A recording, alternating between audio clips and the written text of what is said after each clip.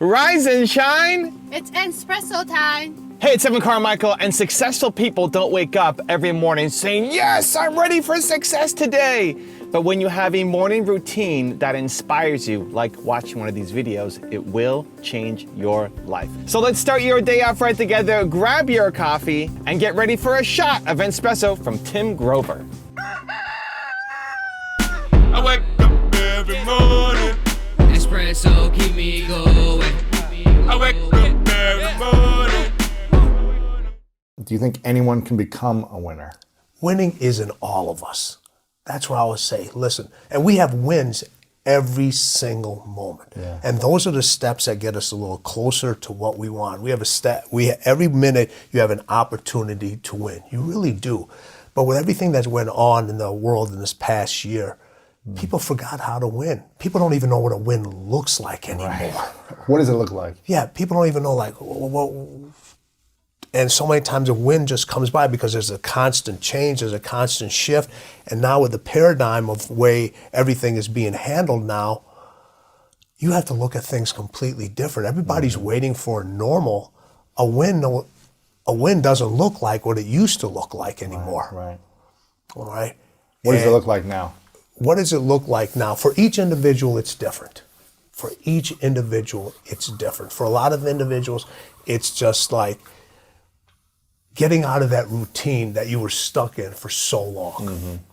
And did the pandemic allow you to say, you know what? Yeah, I was in a routine, but the routine wasn't getting me anywhere. I was in a routine of comfort. Mm. And the pandemic put a lot of people in a routine that was very uncomfortable, that they weren't used to. But it was a necessity. It was needed. You know, people always wish for this time during this thing that happened, I want to spend more time with my family. And now they have it. Now you have it. Okay? Schools aren't doing a good job with educating my kids. Uh-huh. Now you're homeschooling. All right. I'd love to work from the house. Now you're doing it. Now you're doing it. Now you have all these things going on that you wished you had, as you thought were wins, and for some people they were. And for others, you're just like, no. These are not wins. I do a lot of Zoom stuff at home, and I got a cat, and I got a very lively dog, and you'll see the cat run right across the screen. Fortunately, I don't have little kids in the house anymore, but trying to work and have them in the background, asking for school help, or you know, they're on their bandwidth, trying to study in their school stuff, and winning became a distraction. It became a distraction. And people were trying to balance all these different things and forgot, hey, this is what my win is. That you need to recognize what that win is now. And during the pandemic, it's not getting back to normal. It's getting beyond normal, figuring out what your next win is, how to place it, and how to continue to move forward on that win. Yeah. Because it's easy to talk about the setbacks, because so many people can relate to that. That gave us a nice little comfort thing. Everybody can use the pandemic as an excuse. Mm-hmm. Yeah. All right. And then you have other people that thrive during that time. They're like, I got to find out a new way to win. Mm-hmm. I got to find out like a real new way to win. And you had some people that really won big during that time. Absolutely. They stepped up. They stepped up, yes. Mm-hmm. They stepped up, they saw the steps, and it was like, okay, are these steps stable? Are they unstable? It doesn't matter. Right. I got to climb them. Right. I got to climb them. Achievers very rarely celebrate wins. We're not good at it. Achievers really struggle at celebrating wins, mainly because we're mission focused, and what we've done is nothing compared to what we're capable of doing, right? It's like, okay, great, this little win, but I want to be up here, right? We're building the future. We want to be doing so much bigger things that this win doesn't feel like a big win compared to what we want to be creating and what we want to make. We've got this big vision, right? And so it just feels small. And I think that's actually helpful in most cases for achievers because it allows you to go off and achieve more, but it can also lead to a lot of unhappiness and dissatisfaction because if you never celebrate, you're never grateful, you're never focused on what you've actually done and built, then you're just constantly in go, go, go mode, but never actually feeling happy or fulfilled. I've struggled with celebrating wins. I think about when I hit 2 million subscribers on my YouTube channel, I didn't want it. People are asking me as we were leading up, what are you gonna do to celebrate 2 million subscribers? Like, I didn't even think about it. Because 2 million subscribers didn't feel like a milestone. I was never aiming for 2 million subscribers, right? It's like, I wanna have 10 million, I wanna have 100 million. I'm trying to solve the world's biggest problem. What's 2 million subscribers? But as people kept asking, okay, let me do something for the community. Let's do a live stream. So I ended up doing a live stream to celebrate with people. It was super fun, did a lot of Q&A. And then I went to go celebrate with a meal. And I think, okay, you know what I'm gonna do? I'm gonna go and take an hour off and I'm gonna go celebrate with a meal. And I went and I forget what I got. I went and got something. And as I'm eating it, like, you know what, this sucks. Like, I wanna go back to work. Like, I get more joy and happiness in doing the work than in celebrating the work, because the celebration for me is the work most of the time. The celebration for me, making this video and feeling like it's gonna touch somebody's life, hopefully it has an impact on you today, making this video is the celebration. More than, I don't even know how many subscribers I have on the Espresso channel.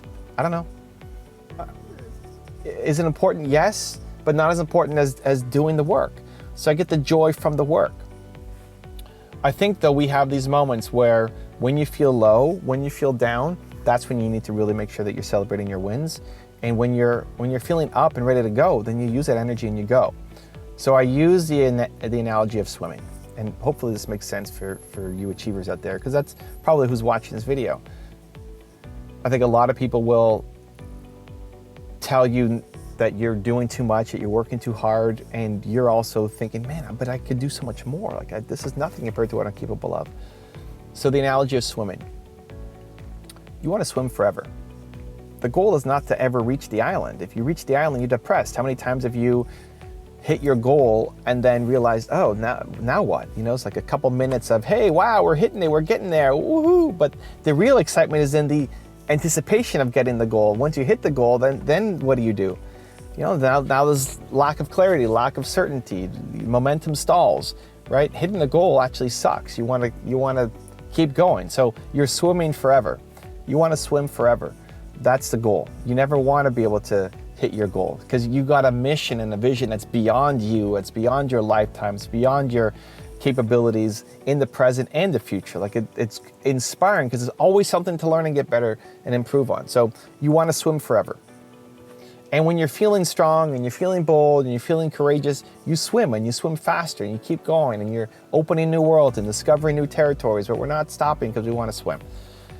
There will be moments though where you doubt yourself, where you feel like you can't swim anymore, where you get tired. And that's where it's okay to stop swimming and you look back on everything that you've done. You stop swimming and look at how far you've come. And that's what I see as celebrating the wins. You know, you're celebrating how far you've come. If you're watching this channel, you've probably grown a lot in the past year, 5 years, 10 years. Think of who you used to be. Think of who you used to be, where you came from. And you're not where you want to be yet, and you never are, but you've come a long way from where you were. And whenever you're feeling the doubt, the insecurities, the feeling like you don't belong, that you're not good enough, that's when you celebrate the wins of how far you've come. But when you're feeling bold, motivated, courageous, powerful, then the celebration doesn't do anything for you. It's like, okay, let's move forward. Like, I want to make more, right? Let's go.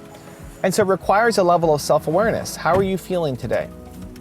How are you feeling right now? Are you feeling like you can go off and take on the world? Great, go, make, create. Celebrating could be a waste of time. But if you're feeling low, down, stuck, the celebration is probably the greatest gift that you could give yourself. The one extra thing I want to add to this is to remember the people around you as well. That as you build your company, as you build your team, as you build your community, it's not just about you. So now we've got 36, 37 people on the team. It's a team effort. And we've got all these people in my community who want to celebrate as well. And so by you not celebrating, sometimes you're cheating other people from celebrating as well. Because if you're a high achiever and you don't need the celebration because you're in a great state of mind and celebrating is not the thing, like you want to go create more from a healthy spot, not from a lack of worthiness or lack of self-love position, but you want to go create more. Sometimes your team needs a celebration. Sometimes your community needs a celebration, your customers need a celebration. So when I did the 2 million subscriber celebration, it wasn't for me, I didn't need it. I would have rather just kept making more videos or to use that time to make 2 or 3 more videos. But my audience wanted it. My audience needed it. My community were asking for it. And so it was a good chance to bring other people in. So think about the celebrations. If you're the highest achieving person in your group, in your friends circle, on your team, which you should be, because if the people on your team are higher achiever than you, they're probably not going to be on your team very long, because they're looking to you to pull them forward. Same thing for your audience, your customers, right? If they're higher achieving than you are, you're probably not going to keep them for very long. You're going to move on because they want to be pulled up by somebody else. So you're probably the highest achieving person in your circle. And so the people who aren't as high achieving, they need the celebration even more. And so just think of them. You think about what you need. So step 1 is the self-awareness to know that right now I need to celebrate because I'm feeling low on myself. I need to remind myself of everything that I've done. Or 2, I don't need it right now because I'm on top of the world and I just want to go create more. And then step 2 is thinking about the people around you, your team, your customers, your audience, your community, your family, your friends. Maybe you don't need the celebration. Maybe you don't need it, but maybe they do. And recognizing that this is not a solo effort, that you can't do everything on your own, and you need their love, their support, their guidance, their connection, because they can do a lot more combined than you can do individually. And if they need it and you give it to them, everybody wins. Now I've got a special bonus clip that I think you're going to enjoy. But before that, it's time for the question of the day. I want to know, what was your single biggest takeaway from this video and your plan of action for the next week? When you watch a video and just get motivated, you have a 35% chance of actually following through. That's what the science says. And that is not good enough, Believe Nation. We need to do better. When you actually get motivated and then create a specific plan of action for what you're going to do this week, you have a 91% chance of following through. And when you publicly commit to somebody else, like leaving a comment below on this video, it jumps even higher. So I want that for you. I want to know your single biggest takeaway from this video and your plan of action for the next week so I can celebrate with you. Also, if you want to have more self-confidence and self-belief, the science says it can take up to 254 days of consecutive action for you to build a habit. So I've created a special free program to help you where every day for 254 days, I will send you an email that has a link to an unlisted video that if you watch it will boost your confidence forward. The link to join for free is in the description below. My very first thing I do when I wake up in the morning is I want to get my head right. I do this thing called priming. Stop resisting the natural flow of epic performance. Everything I didn't want to do is what got me to where I'm at today. I think the thing that people misunderstand about success is they're looking for the easiest way to get there. And it's funny, how many books have you read, or I won't say promoted, but had on your show, and everybody goes 5 easy steps, 10 steps to greatness, 8 steps to this. And those steps for success, they're infinite.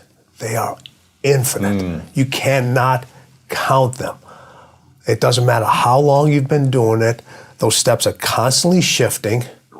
You don't know if they're there. Sometimes you have to trust that the next step is going to be there when you can't even see it. And sometimes when you step on that step, you go right into quicksand. But you got to be able to pull yourself back out of it again. So everybody's looking for these steps, and there are no steps. Those steps never end. And you just can't climb steps. Sometimes you got to crawl those steps, and you finally get to the top, and everything shifts, and you're at the bottom again. It's crazy. All right. What does that mean? Sometimes you're at the top and then you're at the bottom again. Well, you may get to the top and you're like, I'm here. And then you look back down and you look up again, you're actually on the first step. You're on the first step again. And where you thought was the top is not even the top, it's the beginning. Wow. It's literally the beginning of where you're supposed to be. And that's when most people just quit. It just drives me crazy because everybody's like, people that I do the interview with, I always like to use them as an example because people can relate to that, all right? You've been climbing steps for how long to get to here? I mean, since starting this, it's been over 8 years, but the journey before then, it was, decades to build myself, to prepare myself for this. And now I feel like I'm just getting started. Right, exactly. So you have just, right, exactly. So all the steps that you climbed just to get started. Yeah. Just to get started. And people don't want to talk about those steps. They don't want to talk about those steps and how difficult those steps are and how many steps that you stumbled on and how many steps you didn't even see and how many steps that people placed in front of you and they pulled away. People that you were very close to, people that you knew. Right. That people that you thought that were like, hey, these people actually have my back. Except, they did have your back, but they were actually pushing you down the steps. For stabbing you. Yes. No. And it's funny when you talk about those things, or people talk about them, they seem surprised. But you should know that in that path, all those things are going to be there. Mm-hmm. They're going to be there. Life and winning is a bunch of sprints within a marathon. That's a fact. Yeah, there are a bunch of sprints within a marathon. And you can't see the end line. Like in a marathon, you know where the end line is. In winning, that race may have an end line, but there's another start line right after it. Yeah. And for people that are really driven, and this is not about money, and this isn't about fame. This is about, you could be winning as a school teacher, you could be winning as an entrepreneur, you could be winning in business, you could be winning as an athlete, as a waiter, whatever it is, a waitress, whatever it is. It's that every single time you sprint to that finish line, there's another start line that's coming. And that's why it never ends. It's a marathon that just keeps going, and going. And I try to tell people, listen, I'm not an avid runner. I used to be, in my much younger days, not avid. I used to enjoy it. You see the times of the best marathons, they're running Insane. They're basically sprinting. They're sprinting. Yeah. They are sprinting. Everyone looks at the physical condition. Are you mentally prepared to sprint every single day? Mm-hmm. Are you mentally prepared to sprint every single day? And for how long? Because somebody else is sprinting. You don't want them to get what should be your win ends up being somebody else's win. In the book, Kobe said, winning is everything. It's everything. All right? And you sit here and if you talk to Mike, whatever Kobe would say, Mike would have to one-up him. Because there's still, the competition never stops. It's always about what's next, what can I win more at? Both those individuals, obviously Kobe's not with us anymore, but both those individuals, the competition and the desire and the feeling of winning, even though they were done with playing, manifested into something else. MJ, the most successful sneaker brand out there. All right. Owning a team, tequila business, in the sports gambling business. He's in all those things. All right. So the competition never stops. With Kobe, it was like, I'm going to win an Oscar. Go out and win an Oscar. Writing children's book. He literally, his goal, his plan was to take over Hollywood. He was like, I owned LA on the basketball court, and now I want to own LA. He wanted to that was his winning thing. Take the basketball out of it. Everyone knows I own LA on the basketball court. And we talked about this. He goes, own LA. Own LA. And if you look at the paths he was going through, that's what he was doing. That was his next definition of winning. When I started studying, everyone says, "Oh, you're going to be a gym teacher." I said, "No." I said, "I'm going to work with professional athletes." I knew what I wanted to do. I said, I'm going to work with professional athletes. So that was the goal I set in my mind, and I just said, "Hey, that's going to take a place in my head. That's the only thing that I want to do, and I got to figure out a way to get there." So I studied and learned my craft better than anybody else. Did I start with the professional athletes? No. After I graduated, I went to work in a local health club. Really, I knew everything from a book standpoint, but still, you got to know how to apply it. Okay, so I, worked with anybody I could. These are not pros. These aren't pros. I'm talking about housewives. I'm talking about individuals that just want to get in shape. People that have had injuries from different sports, kids, anybody. Just kind of developing programs, implementing what I've learned, and actually being able to apply it. Mm-hmm. And once I started to look at that craft, I said, okay, now I'm starting to figure out how to actually apply this stuff and how to use it and put the formulas together and put the workouts together and do all these different things. I mean, stuff that they're doing now from a workout standpoint, I was doing 30 years ago. Wow. So none of the stuff is new to you? Some of the stuff is new. It's different. I stay on top of it. Right. All right, I got to continue to learn, continue to be better myself so I can better my athletes, better my craft. Mm-hmm. But it's just a different way of doing the same thing. Right now there's a lot more resources, a lot more education, a lot more testing available. Back then you kind of had to just figure it out. A lot of individuals now, okay, especially in this generation, not only from a training standpoint, but from a knowledge standpoint, they're jumping from one thing to another. Yeah. They're using this trainer this week, they're using another trainer next week. They're using this person as a mentor on YouTube, then they're using this person over here, okay, and they're getting all this conflicting information, okay? You gotta master what you're going to master, okay? You have to figure it out. Too many people are jumping from place to place to place. Michael, Kobe, all these individuals, they mastered one aspect of the game. When they mastered that aspect of the game, then they move to another aspect of the game.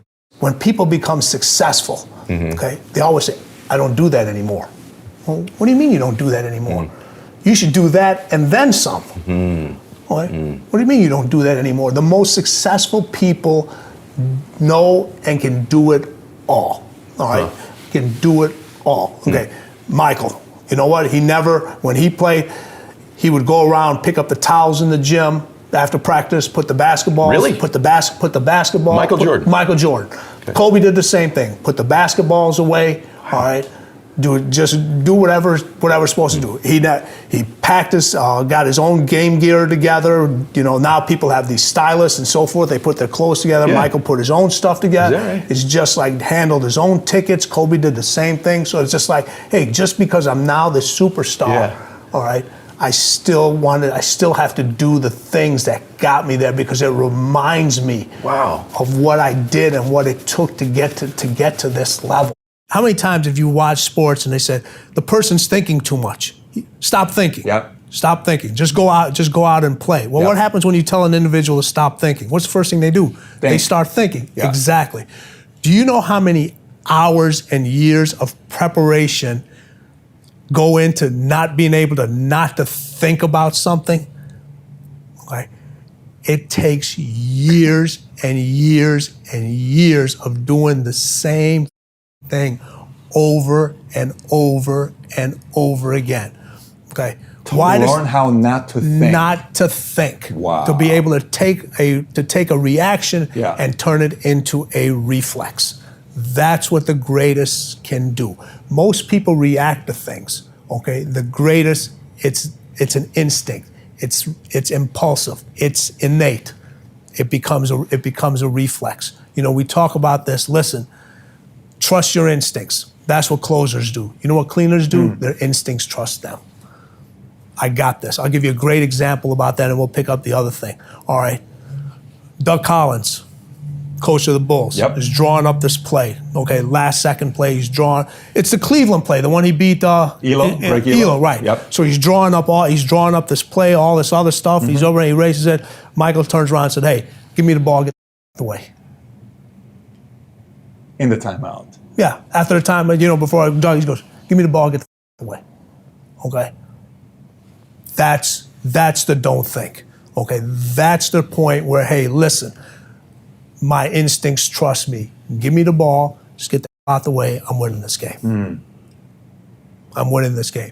But that game-winning shot wasn't made there.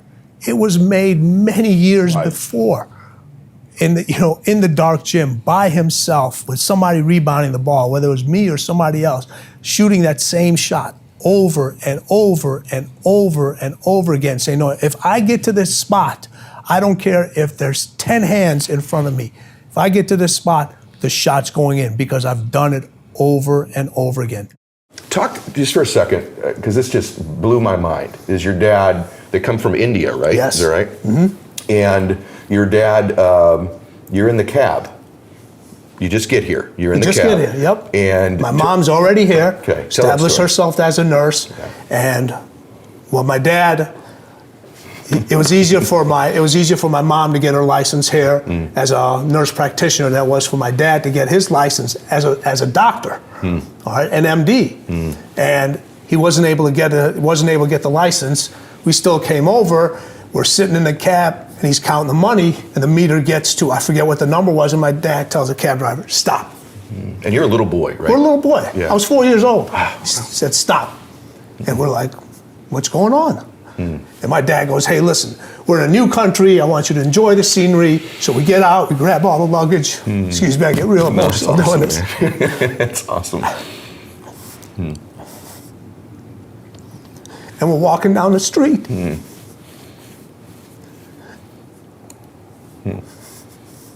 That's awesome, brother. You got it. Yeah. We're walking down the street with his luggage, and he's showing us the different scenery and so forth. Never knew he didn't have any more money in his pocket. Wow. Amazing. But he got us here. Got you there. That's so powerful. You imagine that little boy walking down that street turns out to be you. Isn't that amazing? Yeah, your dad sowing those seeds into you. Yeah, and there's moments like that that define you.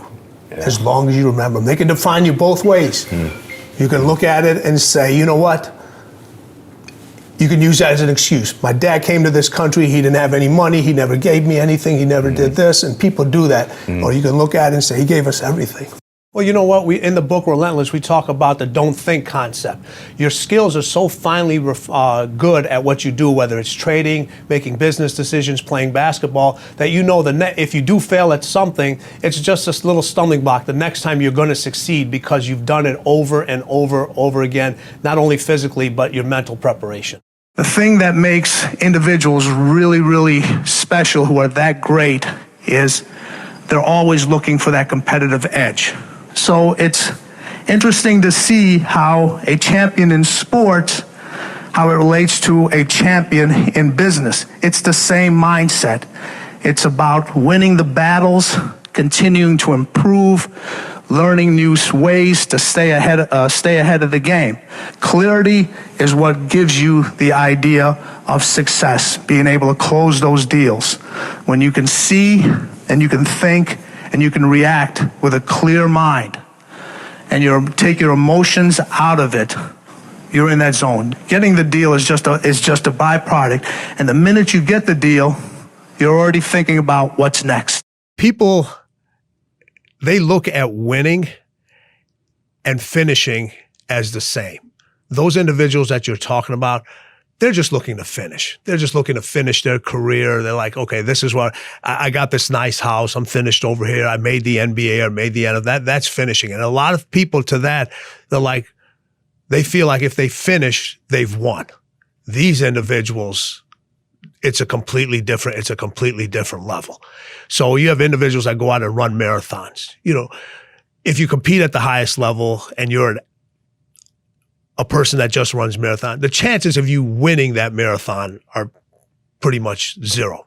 But you're going to finish that marathon. But being able to finish that marathon puts you in a mindset to win at something else. So there's always what's next, what's the next thing that's going on. You know, we talk about what Kobe, one of his biggest lines is, you know, don't rest in the middle, rest at the end. Winners rest at the end. When you talk about people that just want to finish, just what you said, they rest in the middle. You have a lot of people in business, they're successful for themselves. Yeah. Okay. Or the team, they put up great numbers, but the team never wins. Boy, all right. True. You know, in business, when the owner or the CEO, when he wins, if he's a cleaner, everybody in that business, from the top person all the way down to the last person, they all win. Oh, wow. When sports, if you bring out the best out of all your teammates. You elevate not only your teammates, you elevate the equipment manager, you elevate the equipment manager, the staff, the people you have no idea, the people that handle the tickets. Everybody's game is elevated because they have to, because the cleaner's not going to come down to your level. You got to come up to theirs. So when you're choosing somebody, when you choose somebody to listen to, and you choose somebody to learn from, and you choose a business partner, you choose a client, they got to be as crazy and they got to be as you are. That's how you get success. That's how you know you're going to be able to push that individual. That's how you know that relationship is going to last. You know, people talk about it in business or think, oh, you got to find a balance. You got to find that person. You know, if you're one way, you got to find a person that's the other way. No, that's pulling you away from how you want to do things, and how, if you're intense, the next person I want is to be as super intense. Now, those people around you, they got to be smarter than you are. Right. You don't want to surround yourself with people that, if you're the smartest person in the room, you need to get more people in the room. Sure. Okay. You should not walk into the room and ever be the smartest person in there. Okay. The people around you have to be much smarter, or at least in certain things. You may have an expertise in one thing, but that other individual better have an expertise that's beyond yours in something else. Okay. But from a mind standpoint, you know, MJ was just as as I was. Kobe is just as as I was from being the best. Okay, I wanted to be the best at what I do. They wanted to be the best at what they do. All right? So there was an attraction there. It's an attraction, and those are the people that allow you to push them and allow them to. They understand. They want to get better. So we're both workout guys. We like to go to the. We like to go to the gym. All right.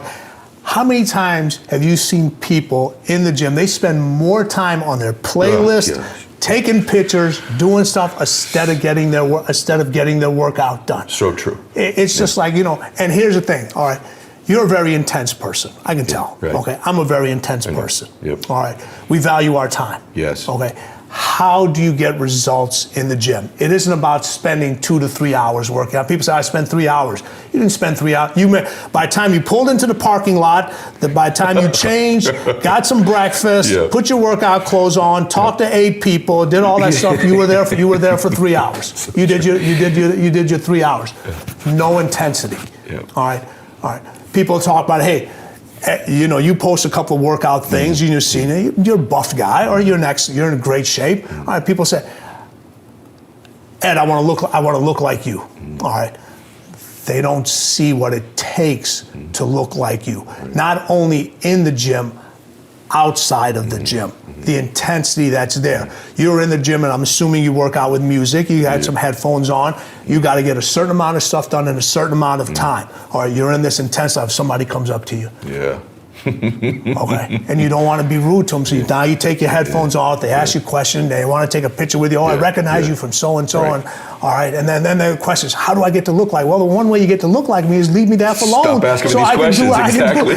And start hitting the weight. Start lifting. Yeah. It's the intensity that you have. It has to be in everything you do. You have to be an intense person in your workouts. The way you eat. Okay, that's intensity. How do you fuel up your metabolism rate so you're burning these calories so you can get that definition?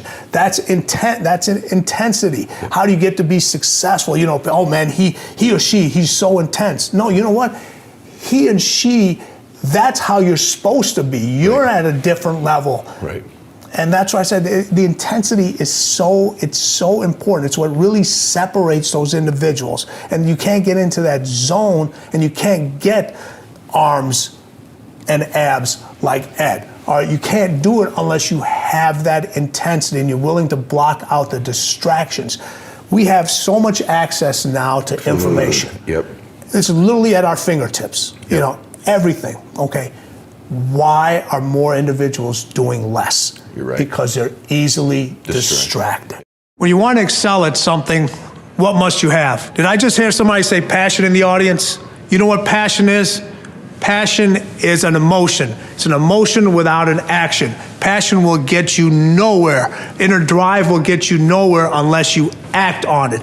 You have to act on your passion. You have to act on your inner drive. Don't let those feelings stay inside of you. You got to know what to do with them. You got to know how to make them work in order to get what you want. Don't keep it inside. Knowing that you're the best at what you do and you've done all your homework to get to that point. Relentless is about trusting your instincts, but the only way you can trust your instincts is if you've done your homework and your skill is so finely tuned at whatever you do. You have people in sports, you have the role players, and they're trying to step out and be superstars. And I always tell them, I said, you got to think about winning first. All right. If the team wins, you'll get paid. If the team doesn't win, you will not get paid. Okay. The bottom line is the end result. Just like when you guys close a deal, not only do you win, everybody underneath you who helps you close the deal, the company, it all ties in together. A great leader knows how to push buttons, how to push the buttons of different people. I totally disagree with that philosophy 100%. All right, I don't want to have somebody to have that much control over me where they're pushing my buttons. As a great leader, okay, what I do with my clients is I pull their buttons. And then I teach them in certain situations to know when to push their own buttons. Everyone's going to hit adversity. Yep. Okay? Everyone's going to hit adversity. It's how you deal with that adversity. And the key word is you, not letting somebody else deal with that adversity. You have to deal with that adversity. And how you deal with it. Are you going to fight through it, or are you going to curl up and just roll over into the corner? It's going to pretty much determine how the rest of your development from a mental standpoint is going to carry you. You know, people talk about this. People talk about this all the time. You know, losing builds character. Okay, well, how much character do you need? Seriously, all right. You want to keep losing. Hey, listen, I'd rather have a person win who has a little bit of character. Yeah. Okay, who's a little nuts, and a person that loses all the time and has got great character. At some point, you got to start winning. You can't always look for other people to help you. Other people got their own problems. They got their own they got to deal with. They're trying to achieve their own goals. They are willing to assist, but after a while, okay, if you constantly looking for assistance, constantly looking for help, it's on you. Your failure and your success is on you.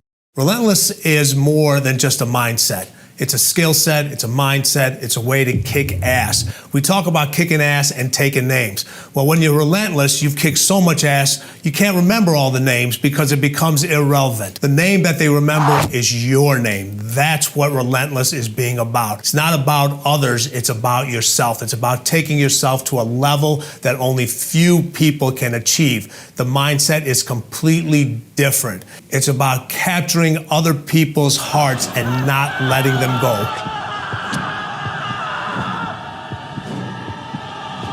It's learning to step on their throat. It's about killing the competition. Your fiercest competitors are cutthroat individuals.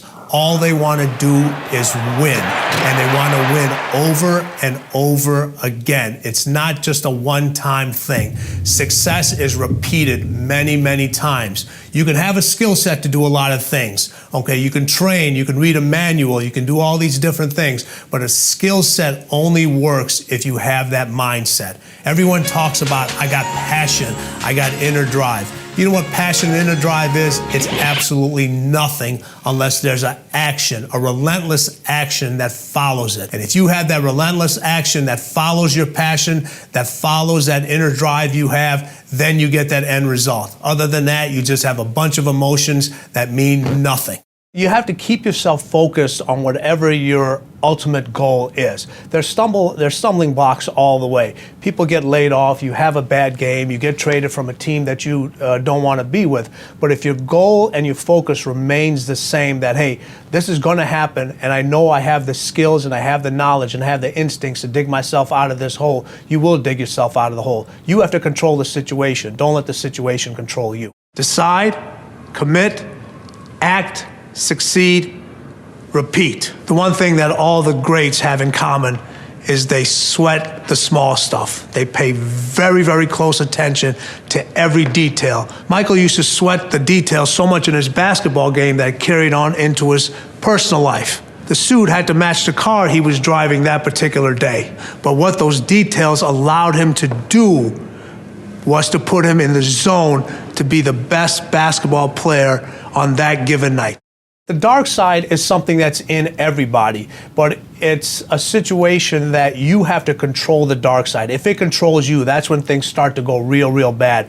That's when you have a tendency to go to what I call the other side. But if you harness the fuel that's from that dark side, whether it's anger, whether it's fear, and turn that into positive fuel, it'll help you really succeed at whatever you're trying to do. It's interesting that you said that I know about winning. The reason I know so much about winning is because I've had to deal with so much losing. That's interesting. What do you mean by that? Everybody wants to win, but in order to know how to win, you got to know how to lose, because you're going to lose more than you're going to win. But every time you lose, what do you gain from it? So every time I've lost, people say, you got to jump right back up.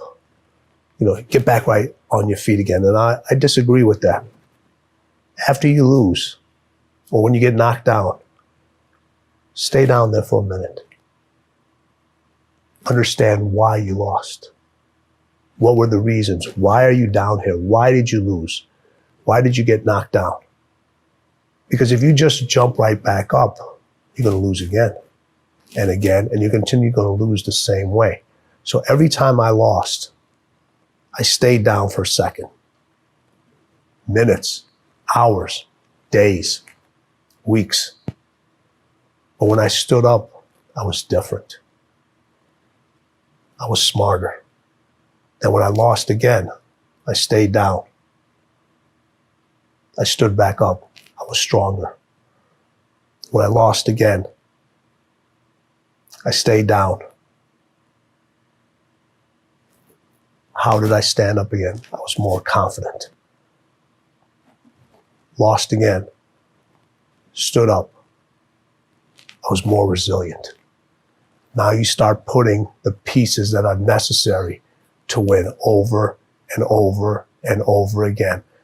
So if you lose and you jump right back up and you haven't really changed, really, really changed from that loss, you're never going to learn from it. And you're never going to really, truly know the unforgiving race to greatness, because that's part of the unforgiving part, is the losing part. That part is unforgiving.